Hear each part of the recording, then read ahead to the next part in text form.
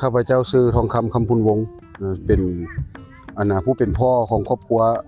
เมลอนนี่แหละสร้างการผลิตเมลอนเฮานี่แหละเพื่อจำหน่ายเบื้องต้นนี่แหละต่อมาแล้วมีแผนได้ปลูกอ้อยเสริมเพื่อขยายการปลูกฝัง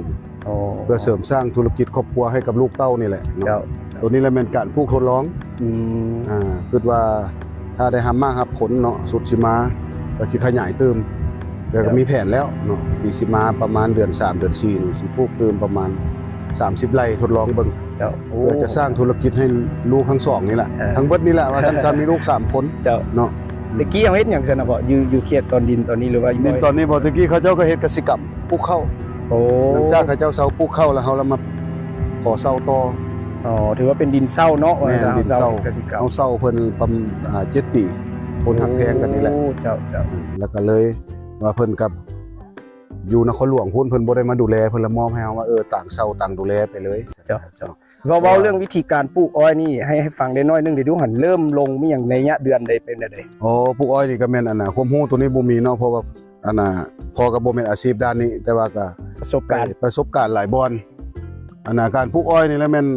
ปลูกในระยะเดือน5เดือน5ลาวเฮาแล้วปีใหม่ลาวว่าซั่นซะแล้วเริ่มเกี่ยมดินเกี่ยมหยังแล้วก็ตีคูเนาะตีคูระยะห่างของมันนี่เมตรนึงแล้วก็เลิกประมาณ60 เซนและระยะการปลูกนี่ประมาณ80 เซนสุ่มต่อสุ่มมันนะ80 เซนเนาะแล้วทดลองปลูกลองเบิ่งก็บ่คิดว่ามันสิงามปานนี้สุดท้ายดูแลมาแล้วมันก็งามเนาะเฮาก็ใส่อาหารให้แต่ครั้งเดียวใส่ฝุ่นหยังนั้นตัวนี้ใส่ปุ๋ยผสมแล้วก็งามเนาะระยะตัดก็ประมาณเดือน3เดือน3สกลนี่แหละที่1ที่2เดือน3ก็เริ่มตัดปีนึงถือว่าตัดเทื่อนึงเนาะไร่ปีนึงแม่นปีนึงตัดเทื่อนึงอันนี้ก็อิงใส่ประสบการณ์จากเพื่อนบ้านเฮานี่แหละเพิ่นปลูกอยู่พื้นฐานเฮาเป็นอาชีพอาชีพอยู่บ้านเฮานี่ก็มีหลายๆอย่างที่จะเฮ็ดได้ขอแต่ว่าคนนี่ขยันดุมัน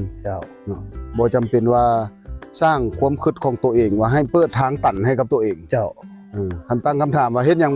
เฮาสิเฮ็ดหยังว่าเฮ็ดบ่ได้แล้วถือว่ามันตันละเบิดละอันที่1อันที่2มาว่าบ่มีทุนเบิดละเฮาต้องซอกหาต้องคิดต้องรีเริ่มจาก1จาก0ไปหา1 2 3 4ขึ้นไปจากน้อยไปหาหลายบ่แม่นว่าเฮาเสียนคือแต่ทางตันแล้วมันเฮ็ดหยังบ่ได้บ่ลงมือคันลงมือทำนี่อยู่บ้านเฮานี่นะบ่จำเป็นไปฮอดเกาหลีร่วมกันทำอยู่นี่ก็ได้ร่วมกันเฮ็ดอยู่นี่ก็ได้แผ่นดินเฮาบ่กว้างแม่นพร้อมกันเฮ็ดพร้อมกันทำเฮ็ดเวียกสิกรรมนี่เป็นอันดับ1เป็นพื้นฐานหลักแหละเพราะว่าคนนี่กินสุกมื้อเครื่องกสิกรรมนี่พอแต่ว่าลงมือทำย่านจะบ่ลงมือทำเท่านั้นการเฮ็ดอยู่บ้านเฮานี่นะมันก็สร้างเศรษฐกิจให้บ้านเฮาคือกันตั้งแต่ว่าคนบ่ลงมือทำซื่อๆมันอิงใส่หลายภาคส่วนอิงใส่หลายอันอยากส่งไปหาทางภาครัฐว่าอยากให้ภาครัฐนี่เบิ่งคืนผู้ที่แท้ทำจริงครอบครัวที่แท้ทำจริงเฮาสิส่งเสริมแนวใดเฮาสิเฮ็ดแนวใดอยากให้ลงมาเบิ่งอยากให้แท้ทำจริงสนองให้เขาเจ้าเนื้อที่ปลูกฝังบ่แนวพันธุ์บ่หรือว่าเว้าไปฮอดทุนต่างๆพุ่นวิชาการน้ำนอกวิชาการนำเฮียนฮู้ฮอดก้าวไปฮอดทุนพุ่นล่ะอันว่าฝากฝังเพิ่นนั้นคันมีหยังก็มาแลกเปลี่ยนกันตื่มนำส่วนของเฮาก็ได้เนาะเอาขอขอบใจเท่านี้ก่อน